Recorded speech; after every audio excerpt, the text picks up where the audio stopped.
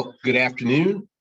I want to welcome everyone to the 13th in the coffee series sponsored by the Greenleaf Center for Servant Leadership at Seton Hall University. I'm Reggie Lewis, the center's executive director, and it's great to greet you from our campus here in South Orange, New Jersey. The coffee series provides an opportunity to showcase the inspirational stories of servant leaders and the endless ways in which individuals, organizations, and society in general can be transformed by the power of servant leadership, a philosophy in which the leader first seeks to serve. And I assure you that our guest for this session will not disappoint. Our program today is designed to not only deepen our understanding of servant leadership, but to foster an appreciation for ways in which we all can shape lives of hope, healing, and resilience, despite the constant state of turbulence we now find ourselves in. This is why the Greenleaf Center has spent the last 50 plus years promoting the awareness, understanding, and practice of servant leadership. In addition to our webinar series, the Center's signature programs include supporting research on servant leadership, online learning opportunities for professionals seeking to apply servant leadership in the workplace. And we also expose high school students to the notion of first seeking to serve through our Next Generation initiative. And last fall, we unveiled an annual lecture that brings together thought leaders and issue experts to address significant societal challenges confronting our nation today. This afternoon's webinar was made possible by the generous support of Trustee Emeritus Jack Lowe. Thank you, thank you, thank you, Jack. Allow me now to do a proper introduction of today's guest, a legend among law enforcement executives. Mac Tristan is a 38-year law enforcement veteran with over 25 years of command rank experience, who has successfully led and transformed the cultures of two police organizations. Mr. Tristan began his career with the Carrollton, Texas Police Department, and rose through the ranks before leaving as an assistant police chief after 30 years of service there. Mr. Tristan left Carrollton to become the Coppell, Texas Chief of Police on January 24, 2011, and served the city of Coppell for 8 years before retiring in November of 2018. While at Coppell, Mr. Tristan worked at building a culture of service to his citizens, community, and employees. Mr. Tristan received his bachelor's degree in criminal justice from Sam Houston State University, where he graduated with honors. He's a graduate of the FBI National Academy, the Senior Management Institute for Police, the John F. Kennedy School of Government, and the U.S. Army War College Strategic Implementation Seminar. Although retired from full-time work, he continues to lecture on leadership, problem-oriented policing, and the servant leadership style of management to law enforcement agencies throughout the country, as well as to private corporations. Mr. Tristan has lectured throughout the United States and abroad, including the Chinese and Swedish National Police Departments. So you all obviously are in for a treat, and of course, you'll hear momentarily from Mr. Tristan, but it's also my pleasure to now present the moderator for today's program, Dr. Don Frick. Dr. Frick is a senior lecturer for the Center's Greenleaf Academy and the only, and I'll emphasize that, the sole authorized biographer of our namesake, Robert K. Greenleaf, the founder of the modern movement of servant leadership. Throughout Don's career, he has written extensively on servant leadership, conducted workshops, taught graduate seminars, and consulted with corporations on the principles of this leadership philosophy. Before encountering Greenleaf's work, Don held a number of positions in higher education, media production, and marketing for Fortune 500 companies. He holds a Bachelor of Science degree in education, a Master of Divinity, and a doctorate in leadership and organizational studies. And now let me make it official and welcome Matt to the coffee series, and welcome back Don to the coffee series. And I got to ask if you both brought your mugs. You ready to go? Yes, we're ready. It's not the green one. All right, I'm going to turn it over to Don. Thank you, Reggie. And good morning or afternoon, depending on where you're watching this. We're going to learn more about Mac's journey and experience with Greenleaf's philosophy during this hour. But I'd like to start with two quick stories that gives you a sense of the man. Chief Tristan was invited to give a presentation at the last pre-COVID in-person international conference for servant leadership in Dallas. Can you imagine? We got to see each other in person. Now, when he was introduced, about 10 police officers from Coppell, Texas, traipsed up to the podium in their very smart uniforms. Mac was somewhere in that group, but you'd never know he was their boss because he had asked them to design and give the presentations. And they all spoke from the heart. And I remember thinking, that's what servant leaders do.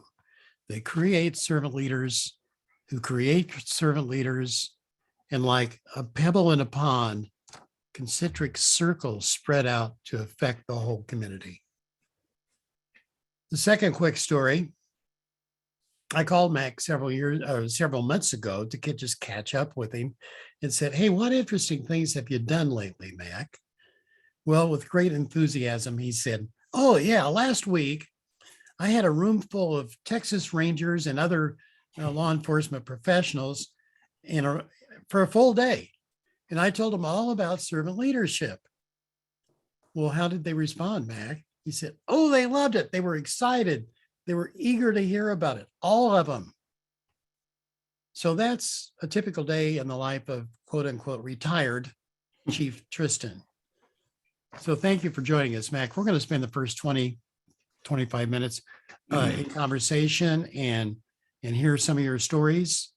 And then we will take the questions from our participants. Thank you, Don. Yeah. Full disclosure, I've known Mac for some time and spent a week down at Coppell, Texas, interviewing him and some of his, I guess, all of your police force. Several of them, yes. Yeah, and the office people and everything else. I've got my own Coppell police badge. And I'm serious about this. I pin it up on my bulletin board in my workroom, so it inspires me. Originally, we were going to do another chapter in the 7 pillars of servant leadership on the Coppell police force and servant leadership in law enforcement. As I was telling Mac beforehand, and he's heard this, unfortunately, I had an editor who claimed after I did that there wasn't enough space for it. We still want to do it. So right now, let's back out. Before we back up all the way, let's respond to the story I told about your day with the Texas Rangers et al. Mm-hmm. And I would like to know, just a way of starting, and then we'll fill in the back stories. What did you tell them? And why were they so eager to hear it? Don, first of all, there was a group of about 45 police executives, some Texas Rangers, some DPS captains, sheriff's department, some sheriffs, a couple of chiefs of police, agencies throughout the state of Texas of middle to high ranking level of promotion, whether they were a lieutenant, a captain, there were some sergeants as well. And this is a week-long conference that is hosted by the Texas Police Association twice a year in the San Antonio area in the Hill Country. And I used to do a half a day. Well, this particular time they asked me to expand it to a full day because all the critiques was like, he needs a full day. The problem that I have is if I'm asked to speak for 2 hours, I'm going to push 2.5 hours. If I'm asked to speak for 4 hours, I'm going to push to 4.5, 5 hours. So, a full day was nice, but I ran out of time. Actually, next week I'm doing a 2-day servant leadership class here in the Dallas-Fort Worth area in a city called Midlothian, just south of here. And it's sponsored by the Institute of Law Enforcement Administration. And there'll be 45, 49, again, commanders and police executives from all over. So I always get, because of what's happening in our country today, I'm human just like everybody else. I get upset and I get frustrated by whatever channel you're watching, just like everybody else. Where do you get your news? Where do you get your information? And yeah, there might always be a spin on it. And I mean, we're living in some really challenging times in our society today. That goes without saying. And maybe every generation has said that. Certainly they said that during the Civil War or World War I or the Depression or World War II. Yesterday was the 70th anniversary of D-Day, I believe. But this is our time. This is our generation's time to say this. So just like everybody, other American in this country, I get upset, I get frustrated, and I get to the point of thinking, why do I do this? Why am I wasting a full day? Wasting is a key word, right? Because they don't care. And Don, I come away, whether it's a 2, 4, 8-hour, 2-day class, energized by these people because they love the message. The message is, why do serve and protect? That's what we're supposed to do. Public service. The only reason we exist in policing and fire in any branch of government is because the public exists. If the public wasn't there, we wouldn't be needed. And by the way, if the public doesn't want us, we wouldn't be around. And we get back to the fundamentals. I try to reach into them to say, why did you first join this profession? Because it's a noble cause, because we all wanted to serve and help people. Every one of us, even the bitterest, angry police officer today, that's why they joined. So what happens along the way? What happens along the journey? Well, a career happens. And we get upset, we get angry, just like everybody else in this country. And yes, the news and the media and social media today, it impacts us. So I try to get them to focus back to their core of why they chose this profession and get them back to focus on what's important, what makes a difference at the end of the day. Every day they come to work, I tell them, you have an opportunity to impact people's lives every single day. How are you going to impact them today? In a positive way or in a negative way? And one interaction can change a life forever. Look at George Floyd. Look at any of these things. That's what we basically talk about in a full day with a lot of examples and a lot of research and a lot of personal stories on my part. That's something, what you just described, that it was a technique I used once when I was speaking to 450 real estate lawyers in San Diego. And I asked them why they became a lawyer, not what they told themselves, not what they told their parents, but really and truly. And I gave them 1 minute of silence. Well, you can imagine, some people were crying. Some people were really mad at me. And when we came back, one of them said, why did you do that to us? Yeah, all of us lose touch of why we're doing this. That's right. Yeah. And so that's the connection. I've been wondering a lot what the role of servant leadership philosophy and Greenleaf's message is in some of our craziness that we've gotten into in this culture right now. And what I hear you saying is what's in front of you right now and how can you serve?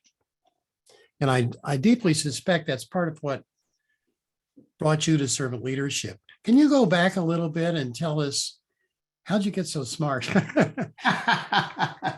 Well, I'm smart enough to know that I'm not the smartest guy in the room. Yeah, well, that's the beginning.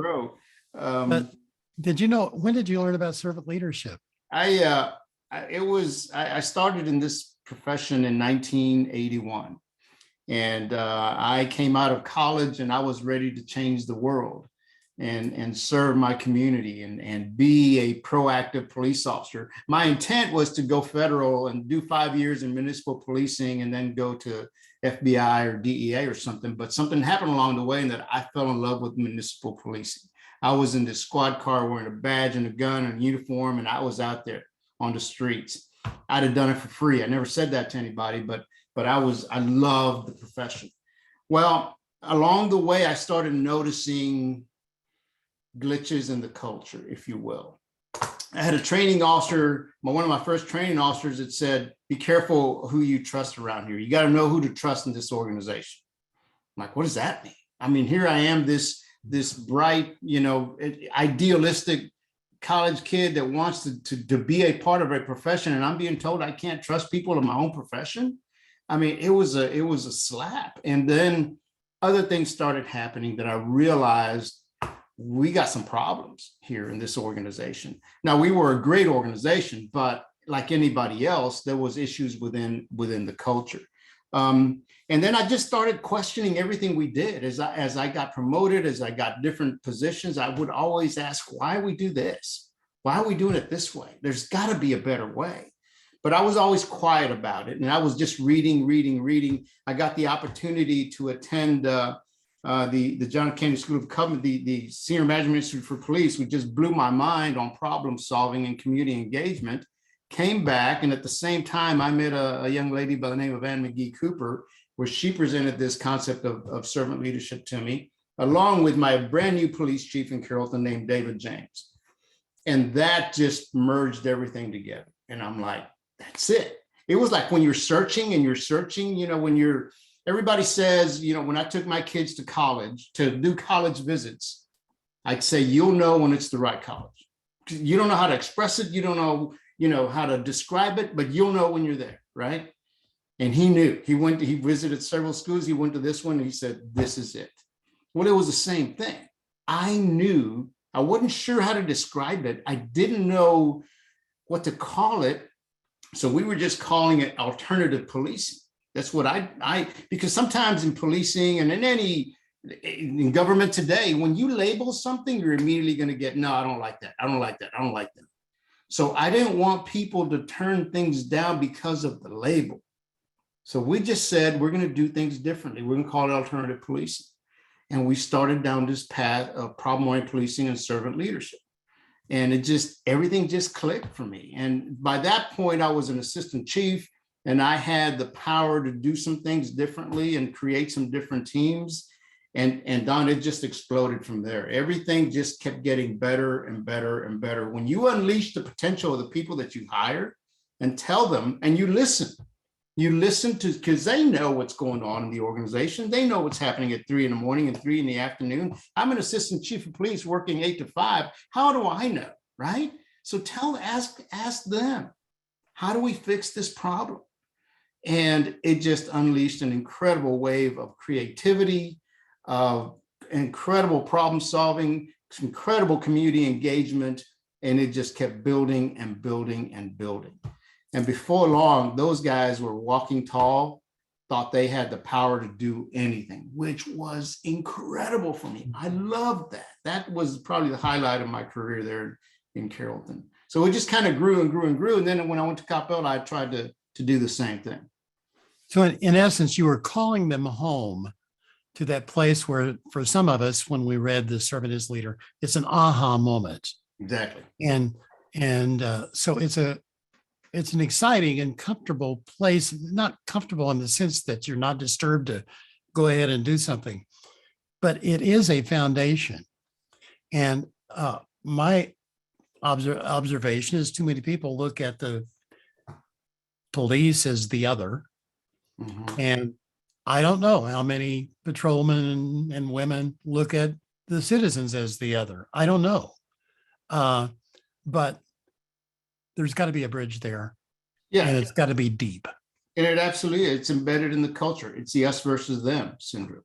Yeah. We're the cops, you're not. We know what to do, you don't. So be quiet, which is a horrible, horrible tack to take with your customers. If you've got to bring in your stakeholders. If you and I formed a company and we're trying to sell a product and we never ask for customer input, we're not going to be in business very long. Mhm. So if we're serving our community, how can we not ask for input? How can we not say, what do you want from us? What can we do to make things better for you? What is happening in your neighborhood? What is happening in your community? How do we make that better?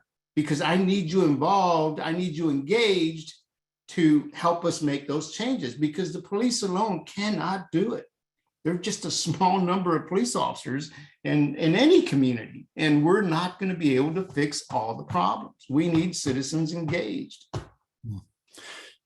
Can you describe for me how you, let's say a new recruit comes in, how do you introduce a servant leadership culture, or do you need to? Does being in the middle of it change? And I'm especially thinking about one of the younger patrolmen that I talked to when I was visiting you. Right. I said, why did you want to become a policeman? I said, well, at first, I get to wear a really cool uniform, drive fast, drive a fast car. I get a badge, kind of trivial things, but for a younger kid, it was a big deal. Yeah. And then he said, but then I got here, and then I learned that what we're here to do is to help the widow who didn't get her Social Security check and fix up the bicycles. And that's part of what we do. So how do you nurture that evolution? To begin with, we're not going to hire that guy that says, I want to be a police officer because I want to wear a badge and a gun and drive fast. We're not going to hire that person. We stated up front, we advertise up front, we say it. You go to our website, you're not going to see a bunch of police officers flying off helicopters with machine guns and SWAT gear. You're not going to see us blowing up doors and running in. Some agencies do that, and that's their prerogative. But the fact is, police officers don't do that every day. Yeah. You know what police officers do every day? Talk to people, problem solve. That's what we do. We listen, or we're supposed to listen to whatever the issue is and try to figure out a solution in 10 to 15 minutes, which typically doesn't work. So we talk openly about servant leadership, about our culture of service, about who we want, the type of person we want. And that clicks with some people, because when somebody comes out of college or somebody's been in another profession and they want to be a police officer, always want to be a police officer, they're going to start shopping around. In the Dallas-Fort Worth area, it's very, very competitive. We're all competing for that gold star, for that person that we want to join our organization. And it's hard, it's tough, because not only do we want the right personality, the right character, the right discipline, the person also has to have a pretty clean background. No drug usage, alcohol usage. I mean, all this craziness in this society today.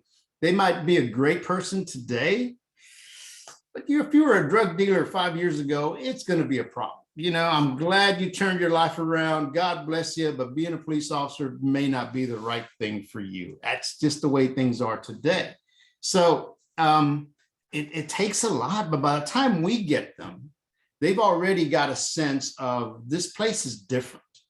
We encourage them to visit us. We encourage them to talk to our officers, to ride along with our people, because the city of Capel, and at the time, the city of Carrollton, it may not be for everyone. And that's what people don't understand sometimes. When George Floyd happened in Minneapolis, all police across this country were blamed for it. I had nothing to do with it. I was not involved in it. The Michael Brown, I mean, you name an incident, I have nothing to do with it. That's like being given bad service at a Chili's and going to protest at an Applebee's. I can't control it. I don't have anything to do with it. So unfortunately, that's how people all see us. And that just wasn't the culture in the agencies that I worked. We didn't do business that way. So you've got to find the right people. We hired for fit, not for need.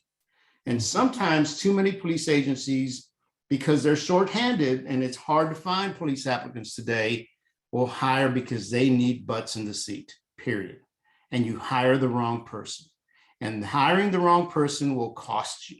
It's going to cost you legally, financially, trying to get, you've got them forever now, for a long time. It takes a lot to let go of a police officer. So we always hired for fit. And when they came in, they had this sense of we were different. So it was just a matter of feeding that sense of, yes, we are different. This is who we are. This is what we believe in. We're here to serve. Nothing is above you. Don't you ever say that's not my job. I don't care. I've had police officers change locks on an old lady's house, an elderly lady's house, because she kept calling the police thinking she was being broken into. She was just living in fear. She lived by herself. The officer finally showed up and, realizing this, said, ma'am, if you'll buy the locks, I'll come replace them for you. And he did. He showed up the next day, replaced every lock on her door. We never got another call to her house. That's great. Where is that in their policies? It's not. Where is that on this are your responsibilities? It's not. But we're here to serve. I can tell you story after story after story like that. You're not going to see them in the newspaper. You're not going to see them in the 6 o'clock news, because that doesn't, people don't want to hear about that.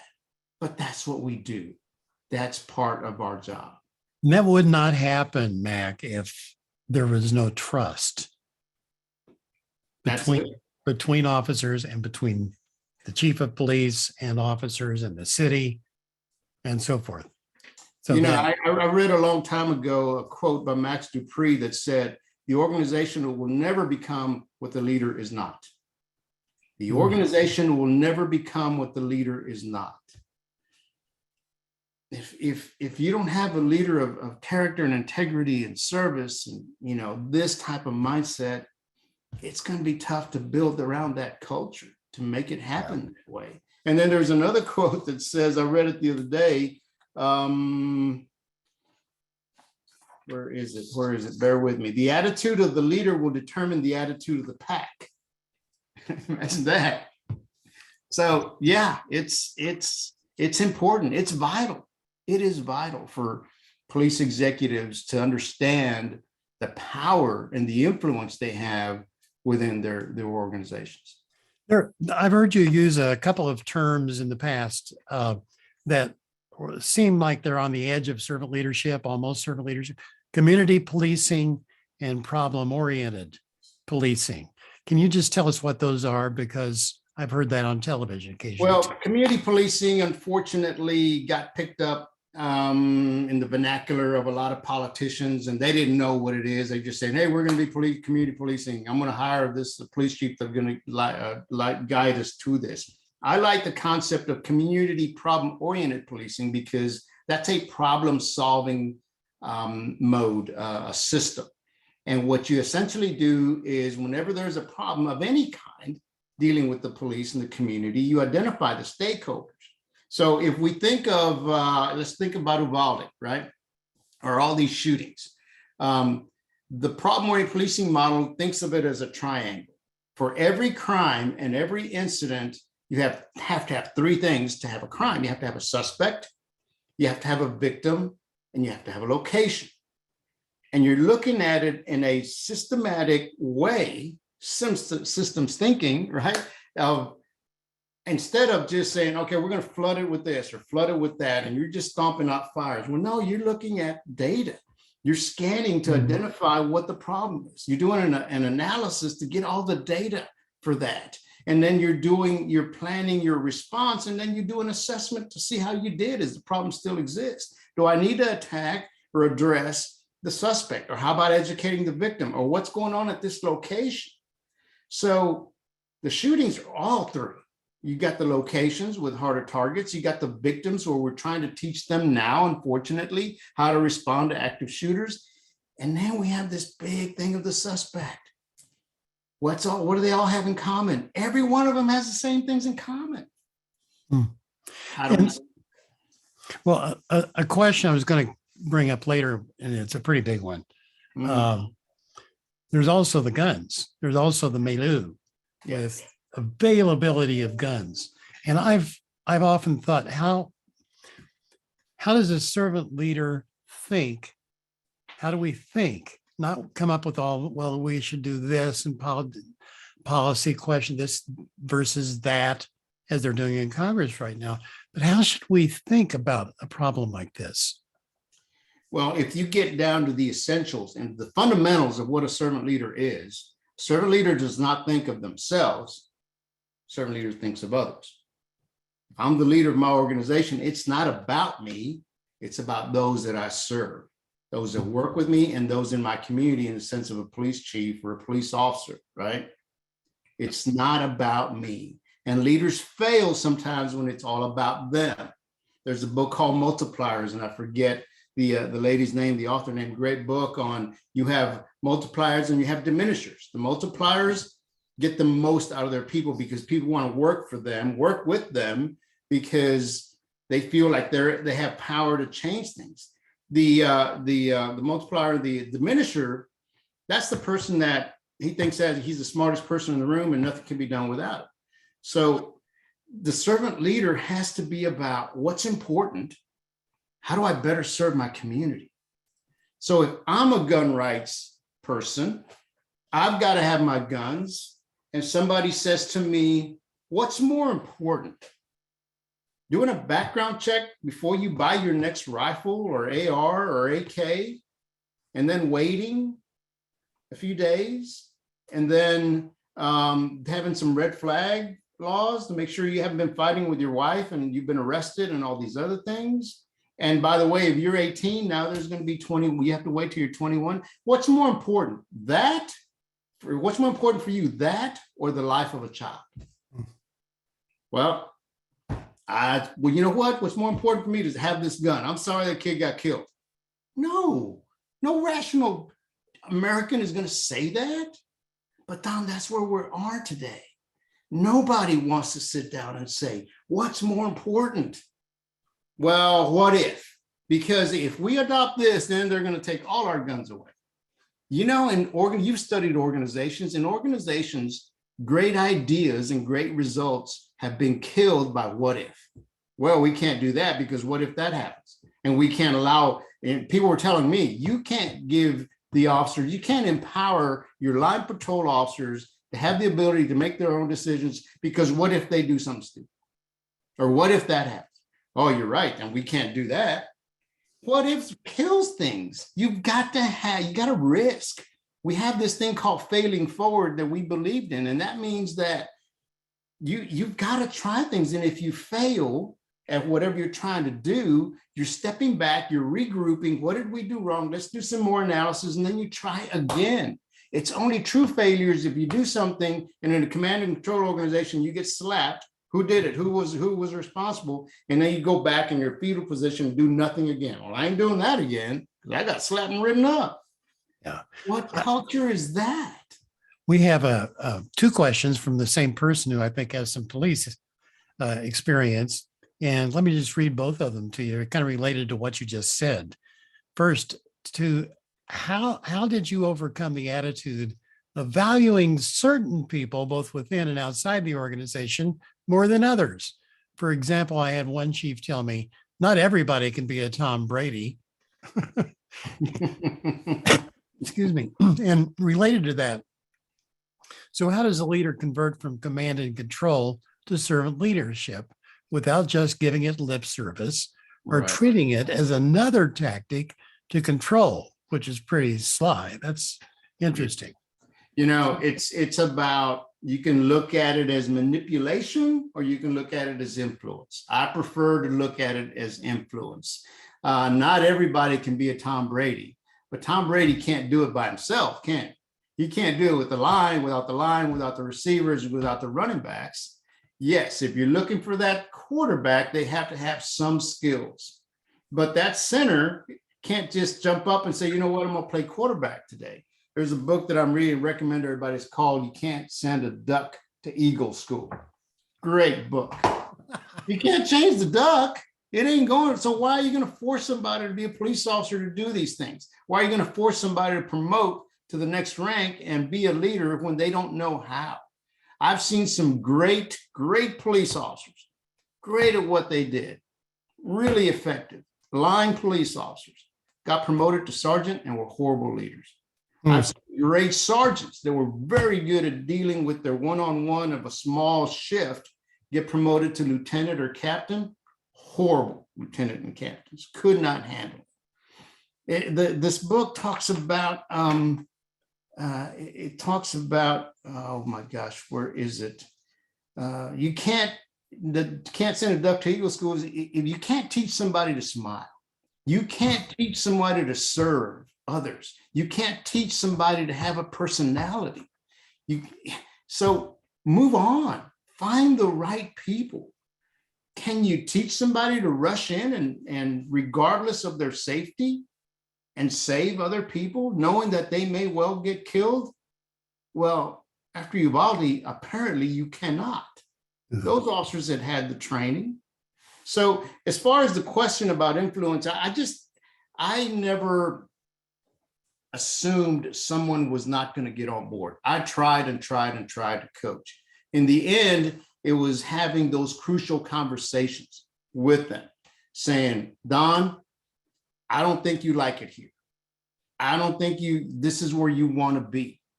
Everything about you screams you're not happy here, and I want you to be happy. I want you to be part of this team, Don, but if you're going to be here, this is what it's going to require. And I want you to be somewhat happy, content. I want you to be happy coming to work. If this isn't the place for you, Don, you might want to go to another agency where you can do whatever the heck you want in any way you want, but it ain't going to be here. And believe it or not, a lot of those people left. They said, you're right. Why am I wasting my time here? God bless them. Good for them. We want the right people on board. So there was a lot of that. There was a lot of checking in. There was a lot of constant talking about the message and who we were. It's about walking the talk. It's about, being vulnerable and being transparent. And after time and time and time, the entire culture shifted. And it was an amazing thing to watch. Young officers, old officers, everything in between, just bought into the concept. And the man Jack Lowe Jr., who's sponsoring this, I've spent a lot of time down at TD Industries and I have been there when they've had these conversations. First of all, TD Industries founder, Jack's father, noticed about the time he got Greenleaf's essays and first read them, he noticed this promotion problem, that people were doing quite well and very happy, and then suddenly they're saddled with being a manager of other people. So, well, gee, what are we going to do with that? And eventually, through 2 years of conversation, one-on-one with the people of that small and at that time and young organization, and his wife cooking lunches for him and just talking, he was able to see that, yeah, we need to have conversations with people, and not everybody's going to fit. And one of the hardcore limits at TD, as I noticed it, was honesty. Yeah. If you're not honest about something, that's a serious problem. Right. We have another question from someone else. Can you briefly describe what your department, all the personnel meetings, looked like when you were chief? Did you request your management team to present topics concerning the department's mission? Why or why not?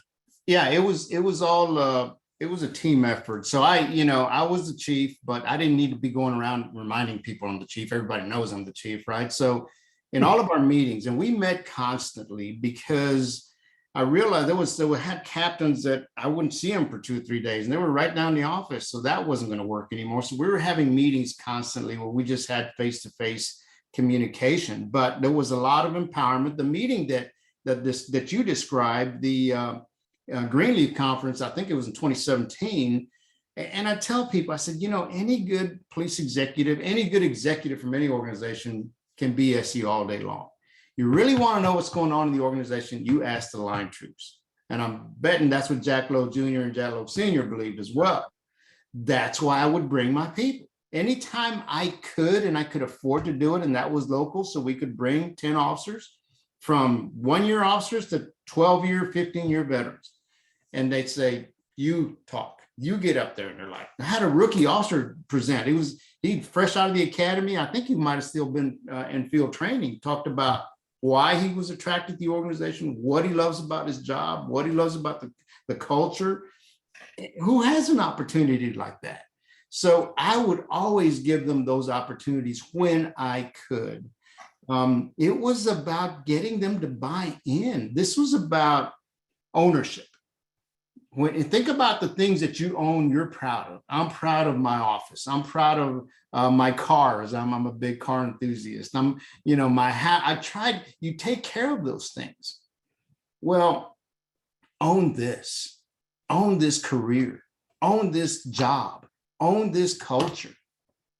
And when you do that, and I would tell them, do you drive a rental car the way you drive your personal car? Well, hell no, I don't. Okay.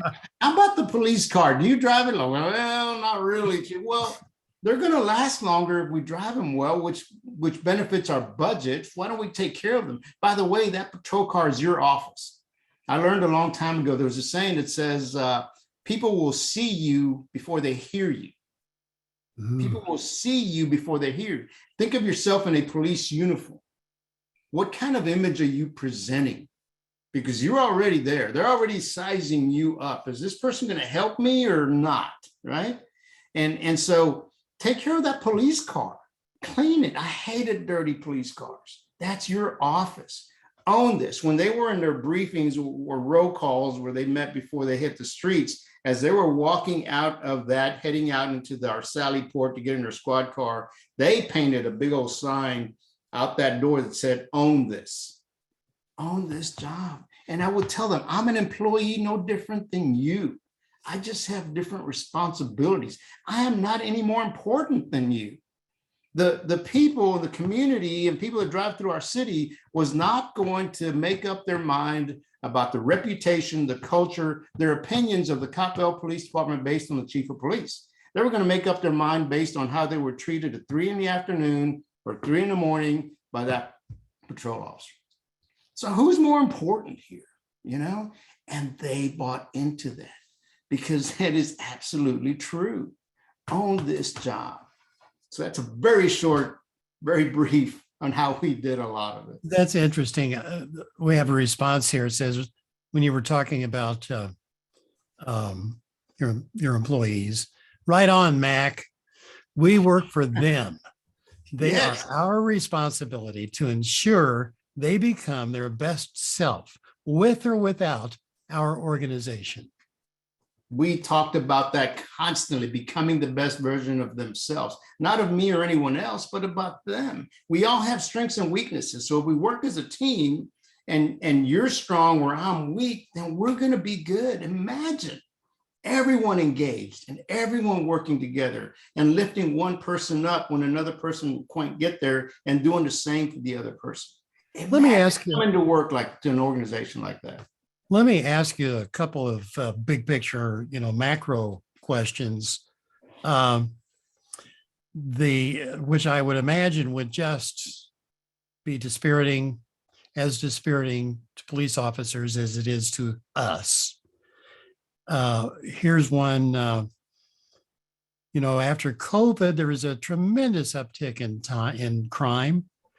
And how could police departments keep communities safe without violating their rights? Yeah. And I think, I can go and Google and find a lot of answers to that. What does servant leadership have to say about it? The reality is we revert back to the laws of our country and we can't violate anyone's rights. No, we cannot. If a business says you can't be in here because of your mask, you have to wear a mask, then guess what? They have a right to do that. You don't have a right to be there. It's not in the Constitution. So you got to go. And if you're not, and they want to file criminal trespass charges on you, I got to arrest you, period. So COVID was nobody knew we were all dealing with things for the first time, and police departments would just disseminated. Police officers got sick. They were a lot of the admin people were working from home. It was it was devastating for police agencies. Now I was no longer working, but I keep in touch with a lot of police chiefs, and they're like, it's hard just to have people on the street. They were barely answering enough, had enough people to answer basic calls. Some calls they'd say, sorry, you got your house burglarized. What did they take? The lawnmower. I left the garage door open. Okay, sorry, we're not coming to that call right now because we got something else and we don't have enough people to take a report on that call. So it was devastating for agencies. And for public safety, when bad stuff happens, we have to come to work. Well, this was different because people were just sick and we couldn't afford them making other people sick, because then you are decimated. It was extremely challenging and people just did not know how to respond. But there is no legitimate reason to violate anybody's constitutional rights, period. And it's always interesting to me how kind of American a lot of Greenleaf's writings are. And I mean that in a good way, because freedom is valued. Individual opportunities for growth is valued. And Greenleaf had, as a Quaker, he had some conflicts now and then. He said, on the one hand, I really believe in law and order. And I think the police are necessary. On the other hand, I'm part of this kind of peace consciousness now, which I came to on my own, and then I joined the Quakers. Those seem to be in conflict. Yeah. But the fact is, we need both. We need the groups from the Amish church that show up after a hurricane without even an invitation and start rebuilding. And good government is essential to any thriving community. Yep. Jesus Christ, when they said to him, what about paying the taxes? Is that right? Should we do that? And he said, who's on the coin? Caesar. Give to Caesar what Caesar wants and give to Christ what we're asking. I mean, it was pretty simple. People were trying to trick him into those things. Government is essential in our lives. People come home, they want to turn on the water, they expect clean water to come out. People come home, switch on the lights, they expect lights. People pick up the phone, regardless of what they may think about the police, and they need help. They're going to call 911. They expect police, fire, emergency services to show up.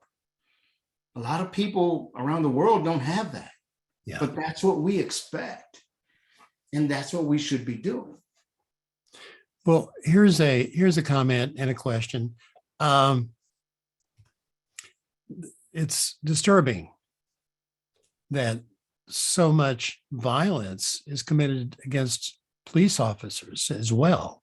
Mm-hmm. And how do you continue to change and reform organizational culture when officers are increasingly feeling under siege?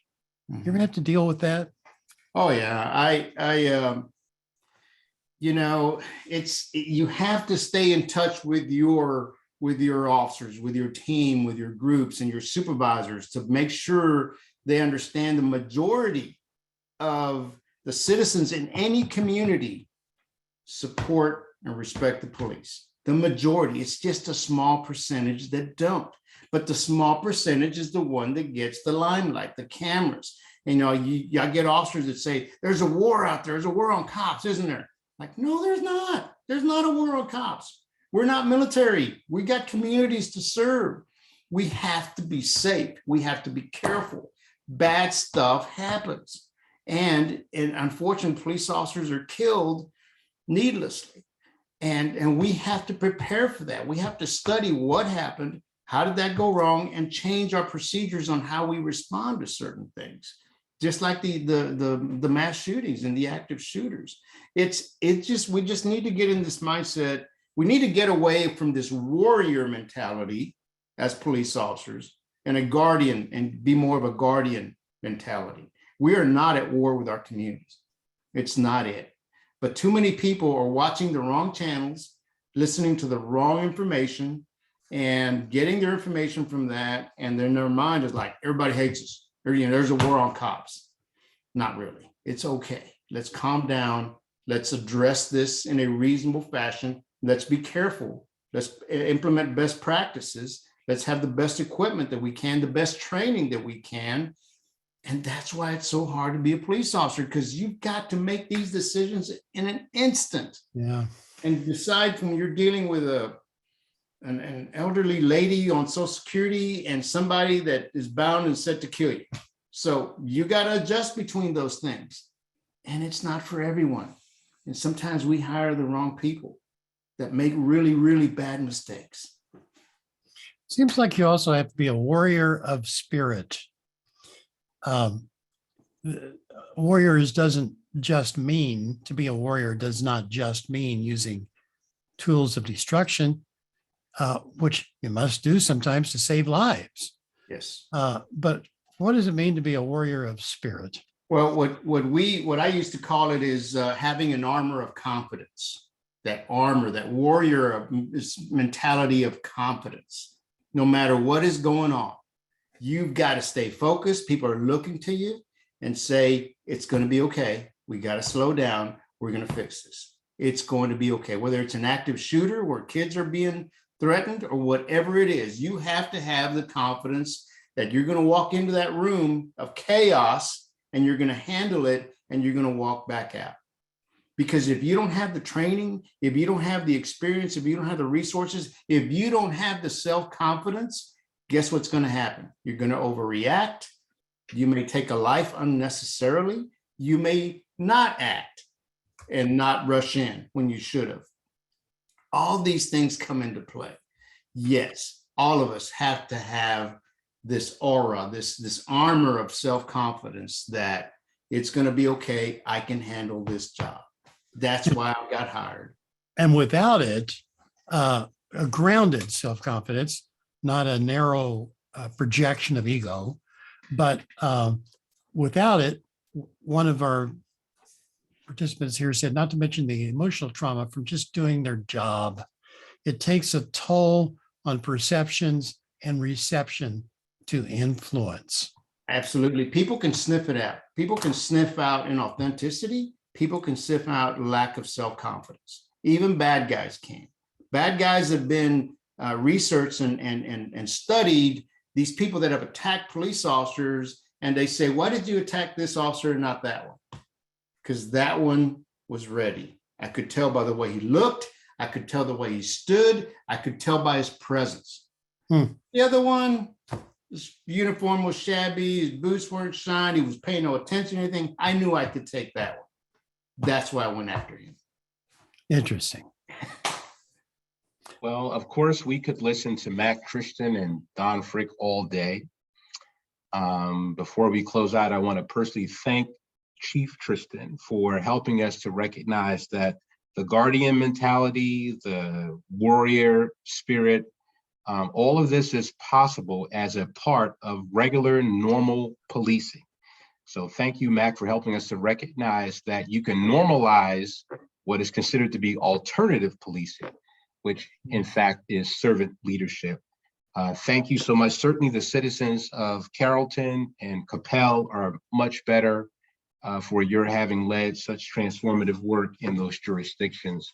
And of course, to the Don Frick, I'll tell you, Don, we've got a few more of these engagements signed up for you. And so you'll be moderating until Christmas. So let Sandra know. So thank you again for the treat of having you back on the coffee series.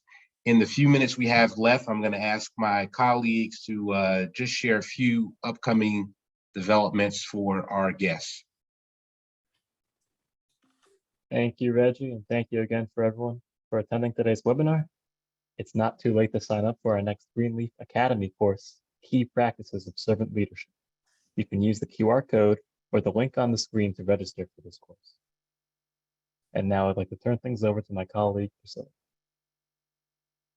Thank you, Nick. So the Greenleaf Center for Servant Leadership is proud to present our first annual Robert K. Greenleaf Servant Leader Hall of Fame. It will be taking place this fall and in person. We are receiving nominations until this Friday for our 3 award categories: Servant Leader Exemplar, Youth Exemplar, and Servant-Led Organization.